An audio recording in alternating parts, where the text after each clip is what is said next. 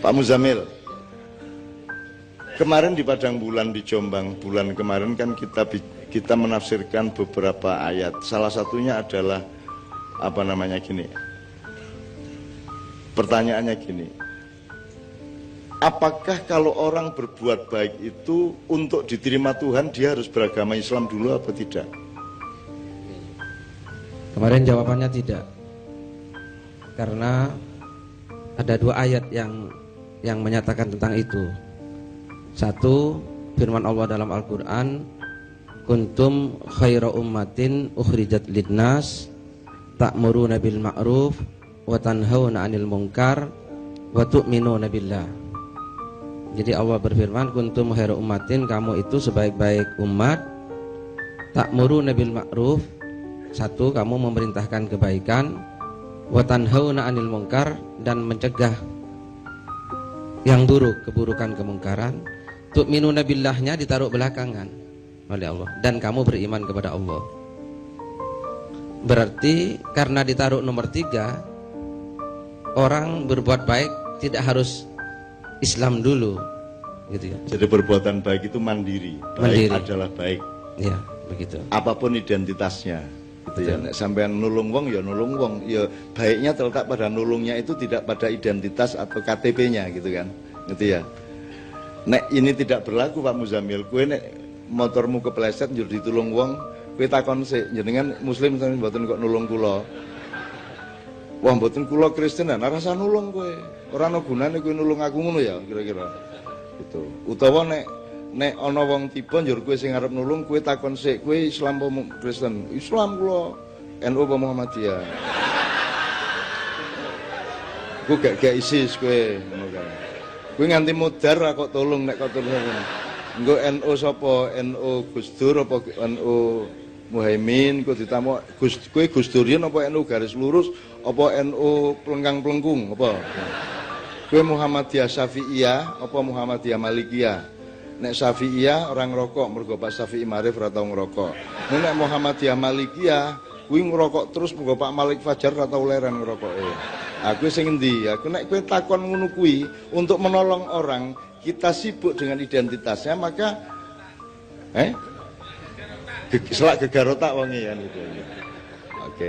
Ayat yang kedua apa Pak Muzamil?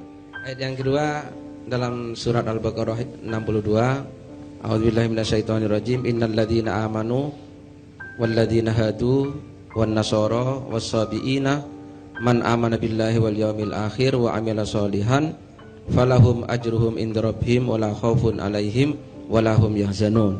Gitu ya. Innalladzina amanu, sungguhnya orang-orang yang beriman, walladzina hadu, dan orang-orang yang menganut agama Yahudi, wan nasara, dan orang-orang Nasrani, was-sabiina, dan orang-orang sabiin. Orang sabiin itu yang tidak Islam, tidak Yahudi, dan tidak Nasrani, gitu ya.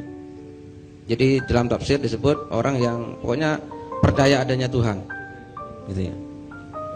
Man amana billahi wal yaumil akhir, siapa yang beriman kepada Allah, baik Islam, Yahudi, Nasrani, dan sabiin.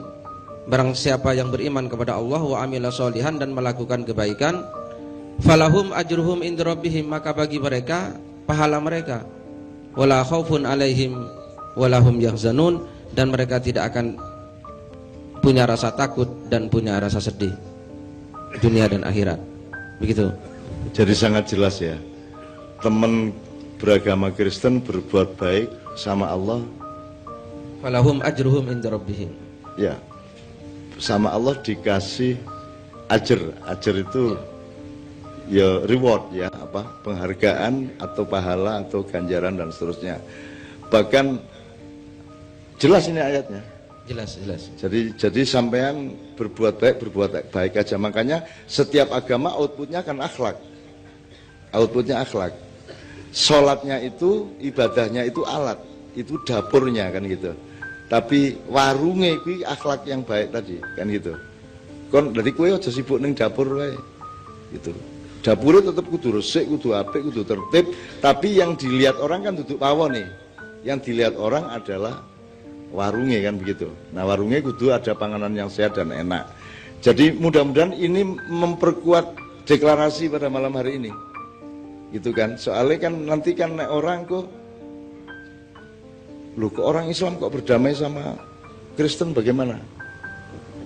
Nah Rasulullah tuh gimana kira-kira Pak Muzamil? Nabi Muhammad itu punya pembantu masih anak-anak Yahudi, dan sampai akhir hayatnya Yahudi tidak dipaksa oleh Rasulullah untuk masuk Islam.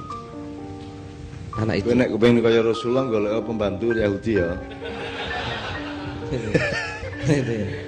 Rasulullah kalau dia teladan toleransi atau tidak? Teladan toleransi, buktinya dia punya pembantu, dibiarkan tidak dipaksa, beliau tetap menjalankan Islam, pembantunya Yahudi, ya oleh Rasulullah dibiarkan saja. Sampai satu ketika, nah ini bukan karena dipaksa, anak ini sakit, pulang ke rumahnya dijenguk oleh Rasulullah SAW. Nah pada saat sakit itu Rasulullah datang, terus dia ingin masuk Islam atas kesadaran sendiri. Terus oleh Rasul dirembuk sama orang tuanya, gimana ini anakmu mau masuk Islam? Ternyata orang tuanya setuju. Orang tuanya bilang, ati Abul Qasim, taati, manutlah kamu kepada Abul Qasim. Nah, kesadaran sendiri, bukan karena dipaksa oleh Rasulullah. Jadi selama bertahun-tahun dia Yahudi dan tinggal serumah dengan Rasulullah. Ini kan mana ada toleransi seperti ini, gitu ya? Itu saya kira nggak ada seperti beliau. Kalau sekarang pakai konstitusi kekhalifahan Rasulullah, kenabian dan risalahnya Rasulullah. Rasulullah kan mengatakan innama bu'istu liutammima makarimal akhlak. Jadi Rasulullah itu disuruh kerja keras itu untuk memperbaiki akhlak. Nah, supaya akhlaknya baik dikasih training ibadah, sholat rajin, puasa dan seterusnya gitu ya. Nah, puasa itu menurut saya ibadah yang sangat unik ya Pak Muzamil ya, karena kalau orang sholat bisa kelihatan, bisa direkam, kalau orang puasa bisa di video apa tidak? Yang bisa di video bukone kan itu, tapi kalau orang puasa di video kan tidak bisa ya. Paling rahasia, ibadah paling rahasia. Anda tahu nggak bapak Anda puasa atau tidak tuh ngerti persis nggak? Atau anakmu poso pora ngerti, orang ngerti toh?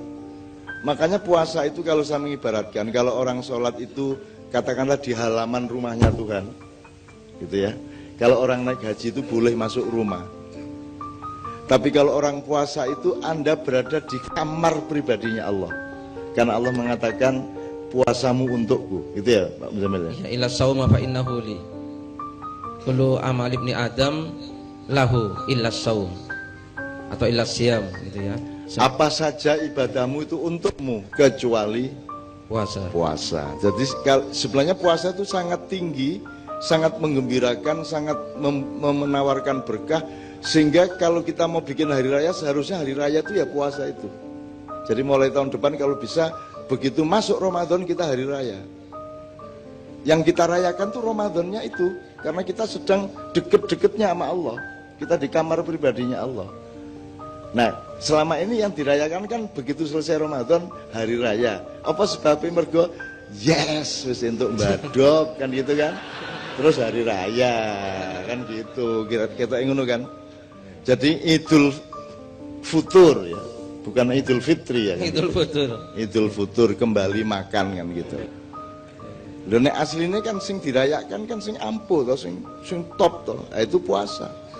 Mana mungkin kita bisa toleran rukun kalau tidak saling berpuasa. Berpuasa itu artinya mengerti batasnya. Kue ra entuk ngonekke aja ngonekke, kue cukup semene wae. Kue aja ngetokke kue sugih di depan tanggamu sing melarat banget kan gitu. Dan seterusnya, pokoknya menahan diri, menahan nafsu segala macam. Itu semua adalah puasa. Dan puasa sangat penting.